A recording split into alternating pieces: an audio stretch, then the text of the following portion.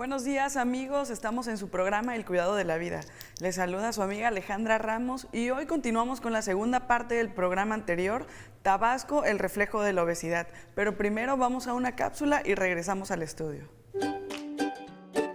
La obesidad es reconocida actualmente como uno de los retos más importantes de salud pública en el mundo, dada su magnitud, la rapidez de su incremento y el efecto negativo que ejerce sobre la salud de la población que la padece, debido a que aumenta significativamente el riesgo de padecer enfermedades crónicas no transmitibles. La causa primaria es el excesivo consumo de determinados alimentos. También tienen que ver otras condiciones como la vida sedentaria ocasionada por la modernidad actual, el ambiente familiar, la publicidad en los medios de comunicación masiva hacia alimentos altamente energéticos, el aspecto económico, el horario desordenado, el estado emocional y los trastornos endocrinos también influyen de manera importante. Datos de la Encuesta Nacional de Salud y Nutrición indican que 1 de cada 3 adolescentes de entre los 12 y 19 años presentan sobrepeso u obesidad.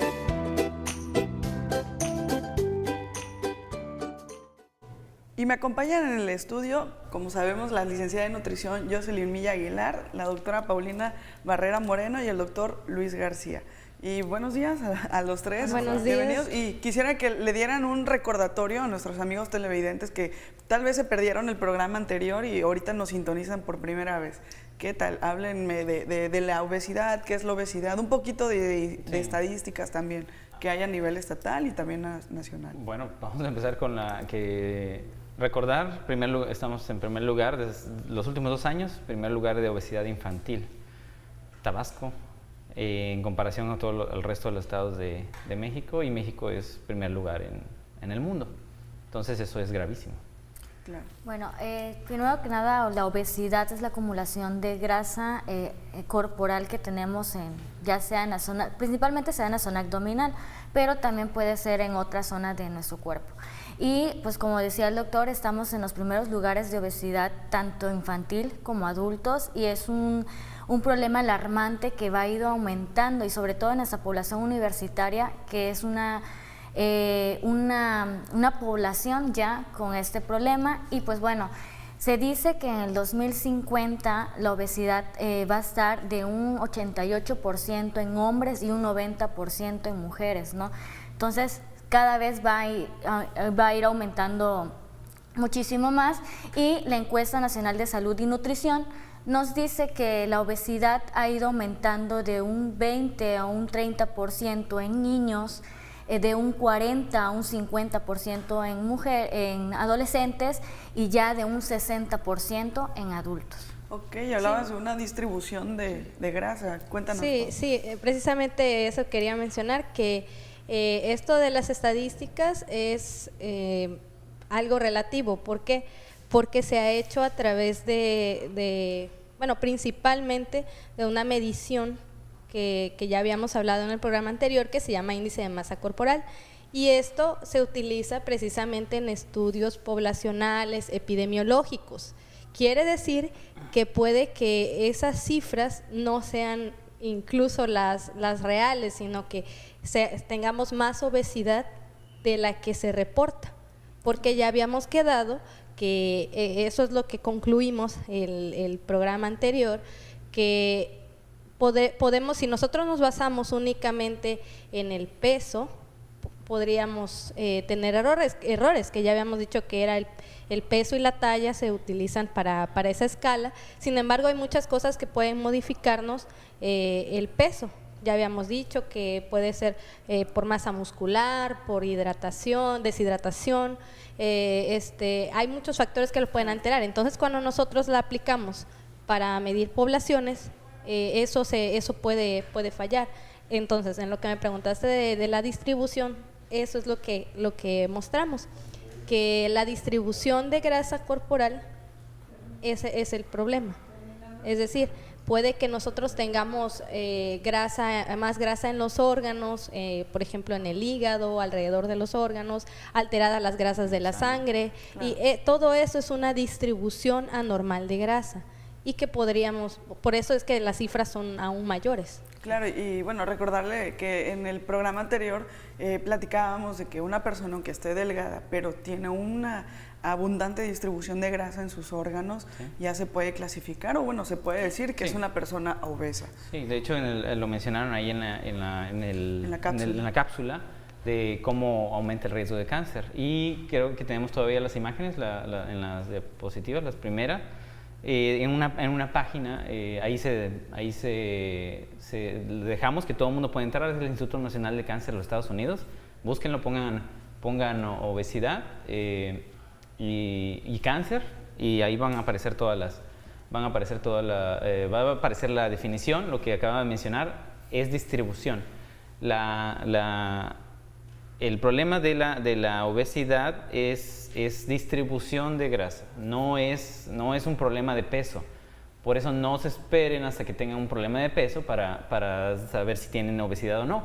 Entonces voy a decir claramente. Incluso no Ajá. utilizar el peso para decir si tengo o Exactamente, no obesidad. para descartar, es decir, tengo peso normal, no tengo obesidad, no es cierto. Hay varios que saben que tienen alteraciones de los triglicéridos en la sangre. No me importa cuánto peses, tienes obesidad. Porque la obesidad es un mecanismo, es algo ya estudiado suficiente y no se limita a que alguien se vea gordo ni grueso. Ya hay suficientes indicadores en la sangre y estudios de imagen para detectar la obesidad. Y más aún, diría yo, la obesidad finalmente solamente me está avisando que hay un problema de fondo. Claro. Y para eso es la principal utilidad de la obesidad. Esa es la principal utilidad de encontrar la obesidad. Detectar quiénes tienen trastornos metabólicos. Y el metabolismo es el funcionamiento de todo el cuerpo. Eso incluye hormonas y así es como los podemos detectar. Claro, y hablábamos igual de un ambiente obesogénico. Yo sí, ¿qué es esto? Bueno, el ambiente obesogénico es todos esos factores que nos van a llevar a una ingesta excesiva de ciertos alimentos altos en calorías. Este ambiente obesogénico puede ser que estamos acostumbrados. Bueno, vamos a un promocional, regresamos y ahorita nos sigues platicando de este ambiente obesogénico.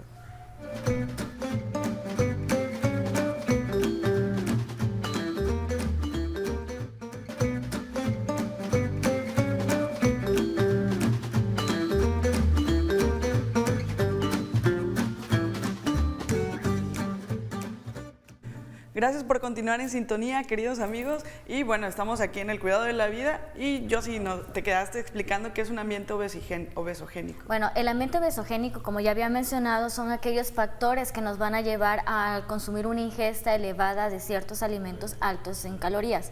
Ahora, uno de ellos puede ser los centros comerciales o la industrialización. ¿Por qué? Porque cada vez que vamos avanzando en el coche, vemos comidas rápidas y a nosotros se nos hace fácil ir a consumir esos alimentos por falta de tiempo, porque aparentemente son más económicos, y ese es un ambiente obesogénico. Otro ambiente obesogénico es que todo lo relacionamos con comida. Vamos a hacer una reunión y incluimos comida. Vamos a cerrar un trato de un negocio, incluimos comida. Entonces, esos son los ambientes obesogénicos que nos van a llevar a un incremento de peso. Claro, hay que aclarar que no es tanto que haya comida, sino el tipo de comida que se selecciona. Exactamente. Porque siempre, o sea, si recordamos en la historia de la humanidad, casi siempre ha girado alrededor de la comida, pero es distinto lo que seleccionamos ahora para comer. Y eso es importante con lo del ambiente obesogénico, porque tenemos una fiesta y que todo lo que encontramos ahí prácticamente son alimentos refinados, o sea, con no, alto contenido de azúcar, alto contenido en grasas y harinas refinadas, ¿no? Exactamente. Entonces, como veníamos mencionando en programas anteriores, los productos procesados, esos que nos van a llevar a un incremento de peso. Más que nada, los ingredientes que contienen esos alimentos. Okay. Ahora, se hablaba en el bloque anterior, se hablaba del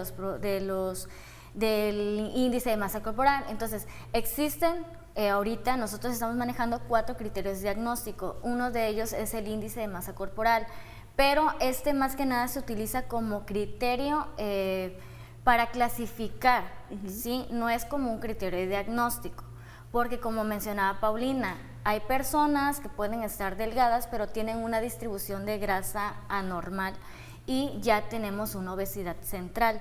Entonces a ese se le llama índice de circunferencia cintura-cadera.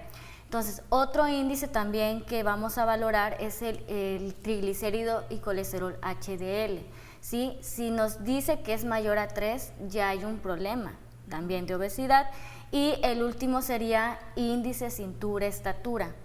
Si es mayor de 0.5, nos va a decir que la persona ya tiene un riesgo de enfermedad cardiovascular. Entonces, son los factores diagnósticos que nosotros estamos manejando. No es casarnos nada más con el índice de masa corporal. ¿Qué es lo que más Sí, utiliza? y algo más importante es reflejar con todo esto que ya nos explicó Jocelyn, que eso del diagnóstico de obesidad no se puede simplificar como todo mundo lo viene haciendo, como todos en la práctica médica incluso lo venimos haciendo, de que solamente es obesidad y ya.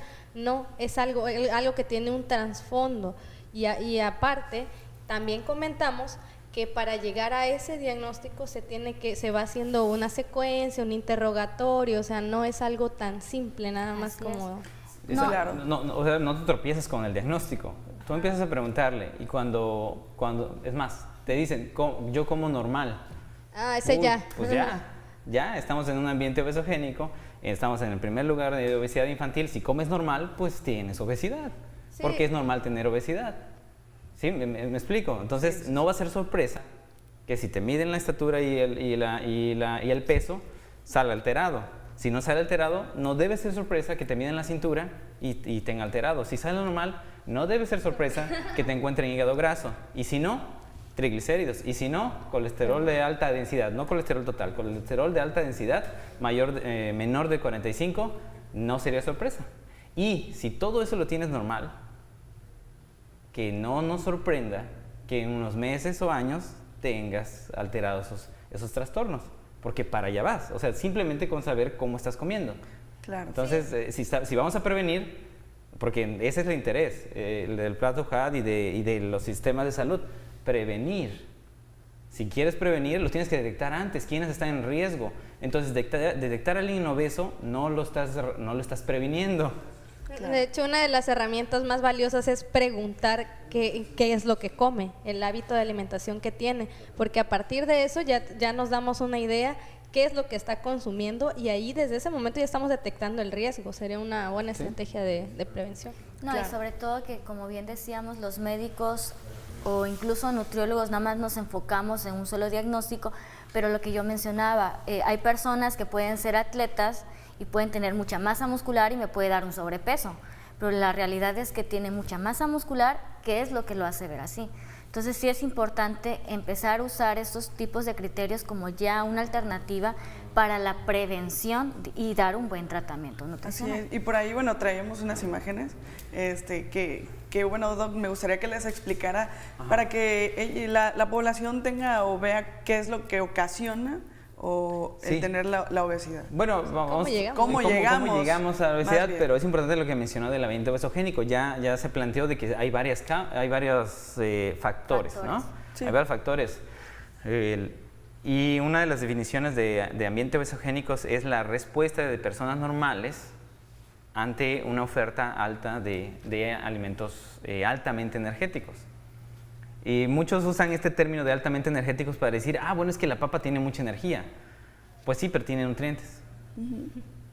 Pero si yo agarro la caña o agarro cualquier cosa, es más, olvídense de la caña, agarro la fruta más sana que consideren ustedes, le quito el agua, le quito la fibra, le quito los minerales, le quito todo y la dejo en glucosa más fructosa, que es la sacarosa. Ese es un alimento altamente energético. Del 90% de los alimentos altamente energéticos, voy a decir de la comida, no alimentos, de los ingredientes, son refinados. Así es como los concentras.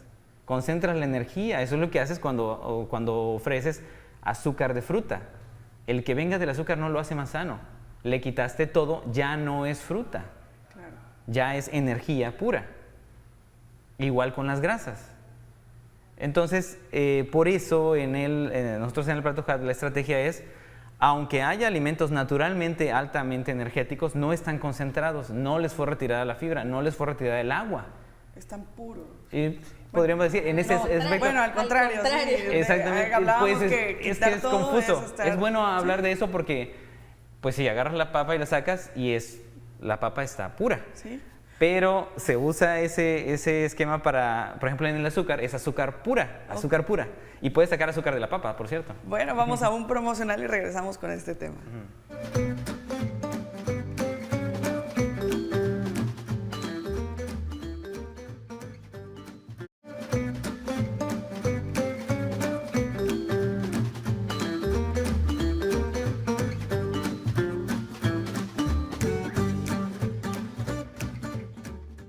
Gracias por continuar con nosotros y les recuerdo el tema de hoy, Tabasco, el reflejo de la obesidad. Sí. Y bueno, nos quedamos aquí con esta duda de Exacto. que las personas pueden ver una fruta o una verdura y dicen, está realmente pura. Entonces, Sí, ¿en la industria o cómo lo podemos exactamente. catalogar? Entonces no se confundan con el término de puro porque no es lo mismo en una etiqueta que la pureza espiritual. En serio, o sea, no se usan esas ideas. Entonces, aceite puro, ya habíamos quedado en otros programas, que al contrario del extra virgen, le retiraron todas las impurezas que son los nutrientes. Entonces, puro en la industria no es tan bueno, ¿no? Es más, no le hagan caso a puro o no puro, sino está sin procesar o el mínimo procesamiento. Natural. Podríamos decir finalmente que no sea ni ultra refinado, ni refinado, ni puro.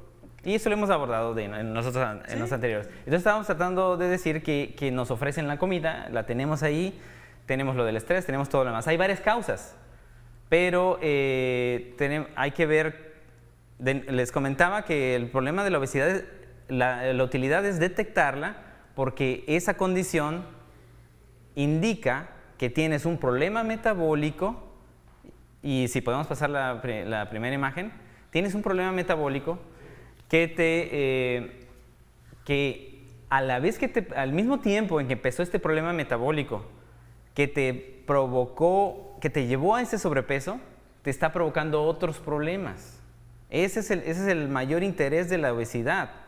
Si tú ya tienes obesidad, ya sea con el sobrepeso o no, o solamente con los triglicéridos, quiere decir que en los últimos años tienes un trastorno, por lo menos uno. Eso sí es reconocido por todo el mundo, al menos en la medicina y en salud. Hay un mecanismo que explica varias cosas con las que está relacionada la obesidad y el sobrepeso, que es la resistencia a la insulina. Varios insisten en que no es la única, es que esto y el otro. Está bien, no es la única. Seguro vamos a encontrar más cosas. E incluso parece ser que es completamente nutricional. En fin, el punto es que existe se le llama resistencia a la insulina y tiene que ver con la hormona de la insulina. Noten, la mayoría lo conoce como el medicamento para la diabetes y sí tiene relación con la diabetes. Entonces, las personas con obesidad tienen resistencia a la insulina. No hay duda. Entonces, tienes triglicéridos elevados, tienes resistencia a la insulina. La insulina, aquí lo vamos a resumir en esta imagen, dice efectos del azúcar refinado. Vamos a decir de todos los refinados, por lo menos. Esos son los carbohidratos.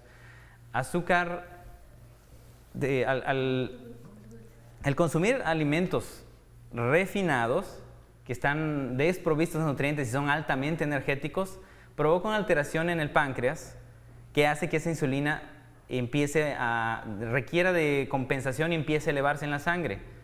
Como la insulina no nada más baja la glucosa, tiene otros efectos.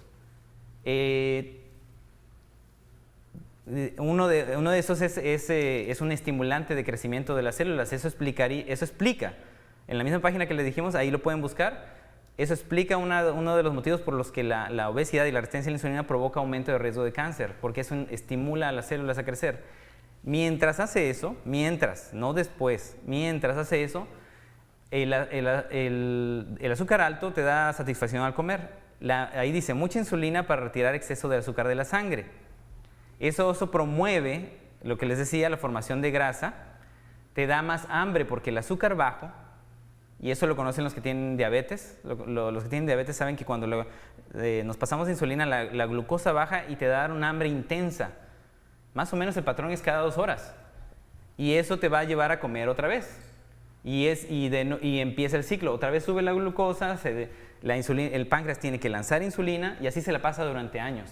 Y esos son los antojos, los mareos, que me duele la cabeza, que es que soy glotón. Y de ahí la mayoría va a ser sobrepeso y unos cuantos no hacen sobrepeso. Dicen es que mi metabolismo es rápido.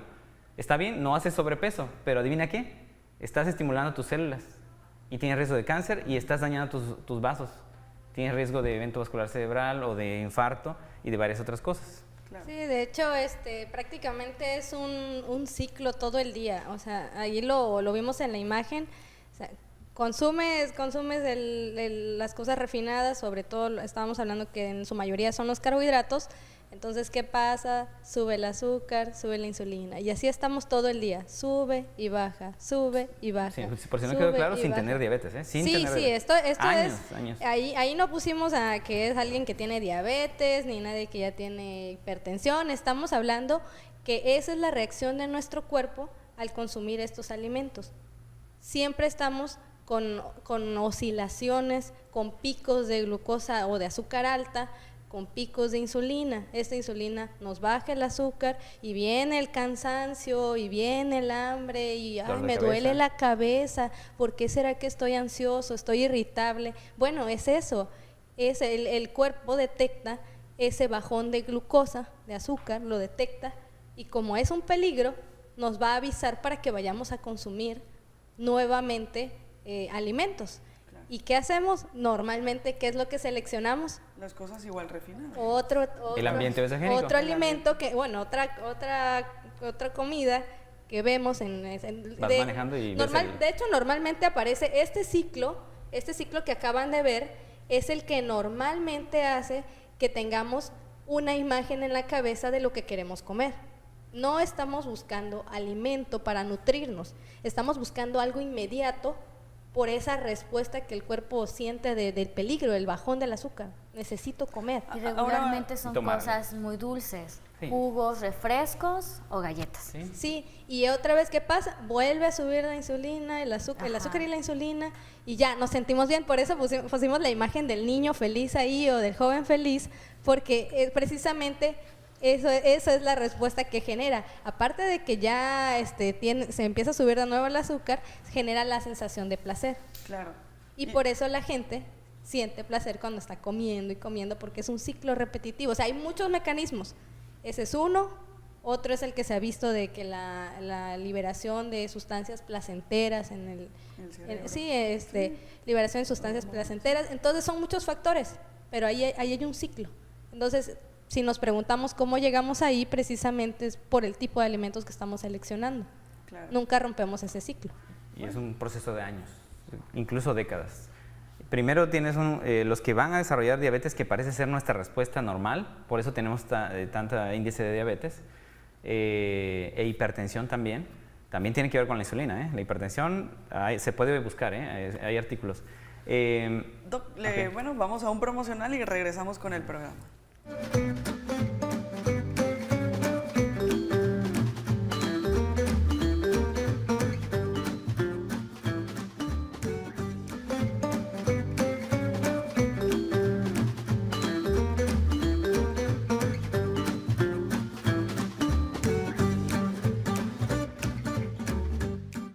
Estamos de vuelta en el cuidado de la vida y bueno, hablábamos sobre el tema de cómo los alimentos altamente procesados, refinados, azúcares, provocan esta variación, ¿no?, de glucosa en nuestro cuerpo, hace los picos de glucosa o azúcar, y de ahí viene la insulina que contrarresta esta azúcar y hace que bajen los niveles hasta por debajo, digamos, que de lo normal. Y entonces ahí es donde viene. Sí, y esto, ¿por qué quería llegar a esto? Porque estamos acostumbrados o pensamos, bueno, sí, es normal porque todos están así, que es parte de nosotros tener sueño, estar cansados, no concentrarnos en nuestras actividades, dormir mucho, esperar el fin de semana con ansias para poder dormir o las vacaciones para descansar. Están cansados todo el día. Y no, eso se nota mucho más en los adolescentes, se nota en los adultos. Pero en los niños pero sobre todo ahorita en los adolescentes está notándose demasiado, y si nos preguntamos por qué es, bueno, estamos teniendo todas esas variaciones metabólicas y aparte estamos malnutridos. Imagínense, esa combinación es prácticamente, o sea, no podemos rendir en nuestro día. Y bueno, una duda, bueno, hablaban del consumo, ¿no? Alto de energetizantes, azúcares, refinados y todo este tipo de alimentos que actualmente nos rodean, ¿no? Sí. Pero ¿qué sucede con una persona que tiene la idea de que, ok, me voy a cuidar, pero voy a comer fruta, y entonces sobrepasan, tal vez haya un límite, que ya eso nos vas a explicar más adelante, Sí. yo sí, el límite de consumo también de alimentos naturales, o sea, como la fruta, ¿no? Sí. Pero ¿podría provocar esto mismo? O sea, aumentar los picos de azúcar y la insulina, hacer su acción y contrarrestar esta glucosa. Sí, pues sí, un exceso definitivamente está desequilibrado. Por eso es que es el enfoque nutricional. El enfoque es nutricional. Cuando alguien quiere introducir más frutas y verduras, es como una intervención terapéutica, es un correctivo y que solamente te puede funcionar quizá en un corto tiempo, pero para nada es una dieta equilibrada. Claro. Por eso tenemos que diferenciar entre qué vas a hacer, ¿vas a prevenir o vas a tratar?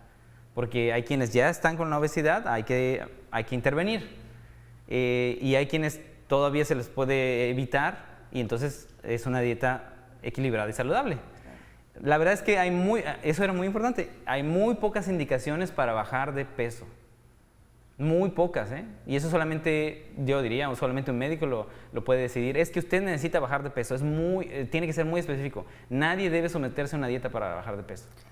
Debe nada más, aprovechar, ahorita que sé que va a decir lo más importante, debe ser para nutrir, ya. Ahora sí. Sí, es lo que decía el doctor. Hay planes de alimentación o dietas que nos venden alto en fruta, que lo que tú mencionabas, y eso nos va a dar un desequilibrio en cuanto a lo físico. En lugar de ayudarme, me va a dar debilidad, voy a tener calambres, a pesar de que son alimentos con alto contenido de vitaminas y minerales, voy a tener sueño, pérdida de cabello. Entonces no se recomienda llevar un plan de alimentación si no está equilibrado, si no tiene todos los nutrientes que decía el doctor García necesarios para un organismo. Claro, para un y bueno, organismo. Hablemos tantito, ¿no? De qué complicaciones entonces da la obesidad. Bueno, antes de hablar de las complicaciones, espero que quede claro para todos los televidentes este problema que ya vimos de la insulina. No es algo que se va a presentar cuando ya tenga diabetes, cuando ya tenga hipertensión. Ese daño que hemos estado hablando de que estimula que se produzcan más células, todo esto de las variaciones, el comer este tipo de alimentos refinados que nos privan de nutrientes, todo esto es algo que ya dijo el doctor a través de años. Entonces hay que quitarnos de la cabeza que el daño, ¿por qué lo menciono? Porque vamos a hablar de complicaciones. Exacto. Quiere decir que no voy a empezar con los problemas cuando ya me diagnostiquen que, es que tengo obesidad, no sé, porque se vea gordo. Ajá. O, porque tengo, es que ya me veo gordo, aquí empieza el daño. No. O ya me diagnosticaron diabetes, aquí empieza mi problema, es la glucosa alta. No, el problema ya está desde antes. Entonces podemos predecir, suponer que las personas que están teniendo una dieta rica en alimentos refinados tienen un desequilibrio hormonal, tienen un desequilibrio nutricional, y todo esto lo va a llevar a las complicaciones que vamos a mencionar ahorita. Sí, Okay. que la frase correcta de sobre obesidad es: la obesidad provoca tal cosa. No es así. Lo único que está demostrado es que la obesidad está relacionada.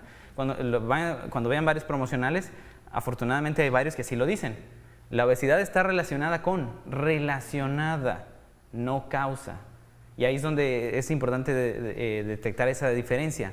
Porque, de nuevo, si la obesidad fuera la causa, entonces sí, primero haces obesidad, luego empiezas a tener las complicaciones, empiezan a desarrollarse, ¿no? Pero cuando está relacionada, quiere decir que si ya tienes obesidad, allá vienen los demás, vienen detrás. O viceversa. Sí, pues es como leer, bueno, en la mayoría de la gente, es que en la mayoría, Es primero eso sí podría ser genético de nosotros, eso sí podría ser genético, que nosotros primero manifestamos como sobrepeso y luego lo demás. En otras poblaciones siguen delgados, pero infarto, cáncer. Todas las que están relacionadas. Todos los que mencionamos vienen, imagínenselo, son el mensajero. La obesidad es el mensajero. Allá vienen, ¿eh?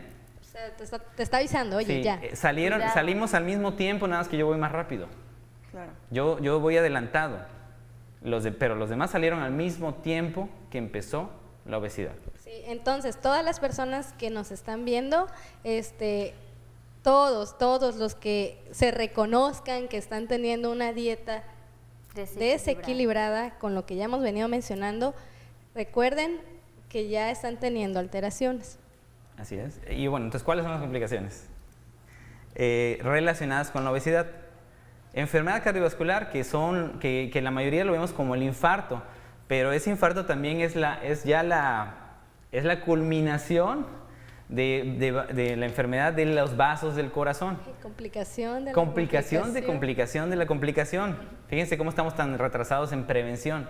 Estamos tratando complicaciones de complicaciones de las complicaciones. Entonces, el infarto es ya cuando tienes los vasos arteriales del corazón ya enfermos. Y para eso tuvieron que haber vasos más pequeños enfermos, y es la cardiopatía isquémica. Ok, vamos a un promocional y regresamos para hablar más de las complicaciones. Okay.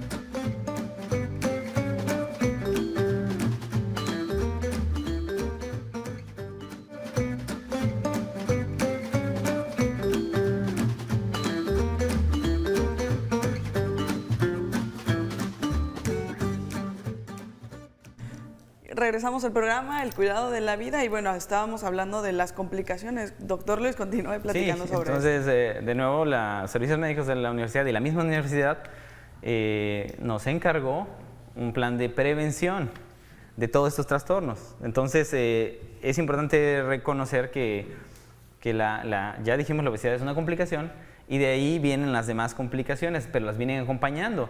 En la obesidad van a escuchar después viene la prediabetes, que es cuando la glucosa todavía no se mantiene muy arriba, pero de repente sube y baja, que es lo que le comentábamos. Ya se puede ver, pero eso ya tiene varias décadas sucediendo.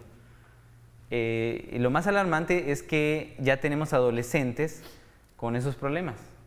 O sea que los estamos alimentando tan mal que ya a sus 18, 16 años ya se les empieza a manifestar estas enfermedades. Esto sí lo menciona un endocrinólogo de California, de los que están más fuertes sobre la resistencia a la insulina, y que él principalmente está en contra, él le echa toda la culpa a la fructosa, al jarabe de maíz de alta fructosa. Hay discusiones sobre eso, pero él muestra la evidencia clara. Tenemos bebés lactantes de 1 año de edad con hígado graso, que podemos mostrar la segunda imagen de la diapositiva, el hígado graso. Eso es lo que está afectando más a los jóvenes, eso es lo que hemos detectado. Nosotros detectamos últimamente muchos jóvenes que tienen alteraciones de la presión, arritmias, y casi todos tienen el colesterol de alta densidad muy bajo. Y eso hace unas décadas se consideraba de mayores de 50 años. Y les hacemos ultrasonido y tenemos un montón de gente con hígado graso. Y para definir, porque bueno, nosotros lo sabemos, ¿no? Pero para ellos, nuestros amigos televidentes, ¿qué es alta y baja densidad? Porque bueno, ha de decir, alta, entonces es lo que me está subiendo colesterol, triglicérido, ¿no? O sea, de acuerdo. Y bajo, entonces es lo bajo, ¿sí? Lo asociamos por la palabra. La mayoría se fija nada más en el colesterol total, y así dicen en sus laboratorios, colesterol total. Quiere decir que es la suma de varios colesteroles. Y vamos a decir que genéricamente se dividen en bueno y malo, entre comillas, bueno y malo, no hay ninguno ni bueno ni malo. El colesterol de alta densidad al que se refieren es al bueno, entre comillas, porque mientras más alto, mejor, menos relacionado con enfermedades.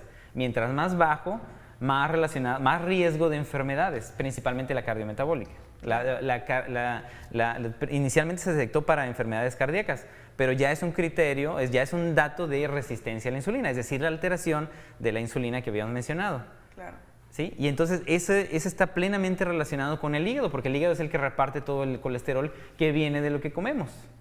Sí, y eso también es importante para que no nos quedemos con la idea de que es porque como grasa Claro, que se alteran las grasas del Sí, cuerpo. claro, El, claro. el hígado es el que recibe esas sustancias y lo padece, y lo estamos detectando. De nuevo, la imagen que teníamos, el hígado graso, varios saben que lo tienen y no les ha quedado claro. ¿Y el hígado graso qué? Pues bueno, primero ya es obesidad, no importa cuánto peses. Tienes obesidad porque eso es una distribución malsana de grasa en el cuerpo y está asociado seguramente con triglicéridos elevados.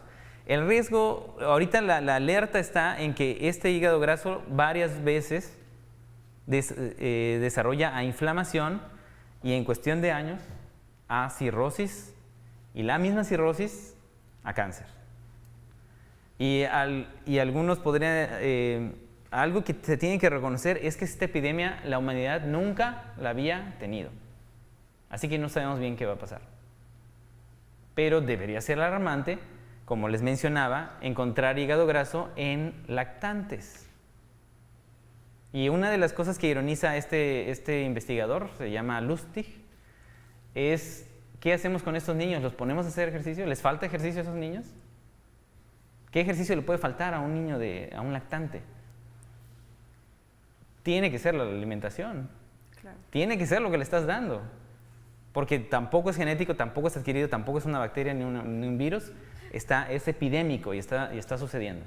Ahora, hemos visto, bueno, me ha tocado en la consulta que niños menores de 1 año, 2 años, en el biberón le agregan bebidas gaseosas. Entonces, eso pues no es normal, no es normal. Entonces me han llegado igual niños con hígado graso y cuando empezamos a hacer la entrevista, el recordatorio y frecuencia de alimentos, podemos ver esa alteración. O sea, yo pregunto desde que están en el vientre, ¿cuál es la alimentación? Hasta la edad del niño, ¿no? Y sí vemos que son alimentos con azúcar. Desde muy chiquitos a las preparaciones ya le agregan azúcar y sal. Al momento en que yo le digo no azúcar, no sal, o bajar la cantidad, el niño lo rechaza porque su paladar ya está acostumbrado a lo dulce. Y es lo que mencionaba Paulina. ¿Qué nos va a dar? Nos va a dar placer. Al consumir azúcar siento que yo estoy feliz, pero es porque así nos los han vendido. Y la realidad es que si nosotros acostumbramos a nuestros hijos desde 1 año, meses, a consumir productos naturales, no va a haber ningún problema. De hecho, los lactantes no deberían tener ni siquiera el consumo sal ni de azúcar. azúcar refinado. Así es. Pero sí, efectivamente, se está acostumbrando a los bebés ya a estos sabores. Incluso hay en los supermercados botellitas de jarabe de maíz de alta fructosa para bebé que tienen hasta una carita de un bebé. O sea, ¿quién le va a dar eso a su niño? Definitivamente hay un problema aquí y los estamos afectando. El detalle es que cómo nos los vende la industria. La industria nos los está vendiendo como saludable. Y uno, pues como no conoce, lo compra. Ah, pues va a nutrir a mi hijo, pero la realidad es que no los nutre. Entonces aquí viene una de las, bueno, tal vez no complicaciones tan grandes, pero sí puede ser algo que llame, ¿no? El cambio al sabor, el paladar, ¿no? Sí. Eso es algo igual sumamente importante porque a partir de ahí, entonces con estos niños viene todo lo demás, ¿no? Él se acostumbra tanto a un nivel de azúcar que él necesita consumir esto. Claro que sí. Es por eso Hasta explica. que crece y lo hereda a su Eso familia. es lo de la y así herencia. viene, Se hereda es así. la alimentación prácticamente. Sí, precisamente eso. ¿Cómo voy a detectar yo el dulzor de una papa o de la zanahoria o de la espinaca o de las verduras o de la misma carne o del yogur natural, por favor, el verdadero? Si tengo el paladar alterado por kilos de azúcar, nunca voy a detectar el dulzor. Y eso lo saben la mayoría que vivió sin tanta azúcar. Pero esa generación ya está pasando. Claro. Ya está pasando yo creo que a partir de los 40, de 40 para abajo, ya ese paladar está alterado. Hay que desacostumbrarnos. Nos tenemos que desacostumbrar a ese alto dulzor. Sí, o sea, pensamos que es algo que ya traemos, ¿y no? Claro que sí, entonces vamos a un promocional y regresamos.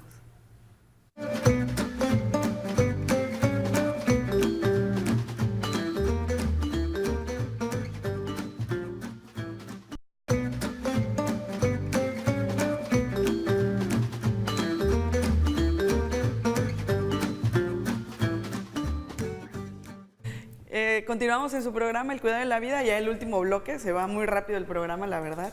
Y bueno, ¿qué recomendaciones entonces nos pueden dar para que nuestros amigos televidentes puedan escucharlo y verlo?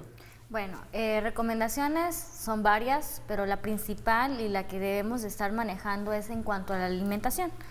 La alimentación debe cumplir ciertos criterios para decir que estoy nutriéndome bien.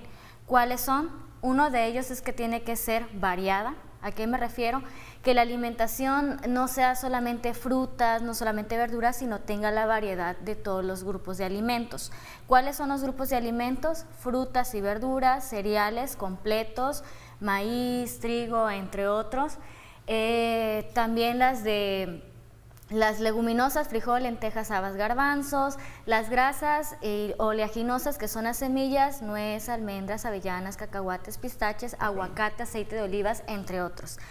Otro punto también que debe de ser es que debe de ser completa, es decir, que debe cumplir con uno de estos grupos. El plan de alimentación debe contener por lo menos un alimento de estos grupos, por lo menos uno. Otro es que tiene que ser suficiente. Esto me refiero a que debe depender a mi edad, a mi estatura, a mis actividades diarias. No es lo mismo un niño a un adolescente, a una persona sedentaria, a una persona atleta. Entonces sí debe de cumplir ciertos requerimientos nutricionales. Y otro es que tiene que ser adecuada en nutrientes, en vitaminas y minerales. ¿Por qué? Porque hay personas con una insuficiencia renal que sí necesita una cantidad específica de proteínas, de minerales como potasio y sodio. Entonces no es nada más comer un cierto alimento. Y por último, que tiene que ser inocua. ¿A qué me refiero?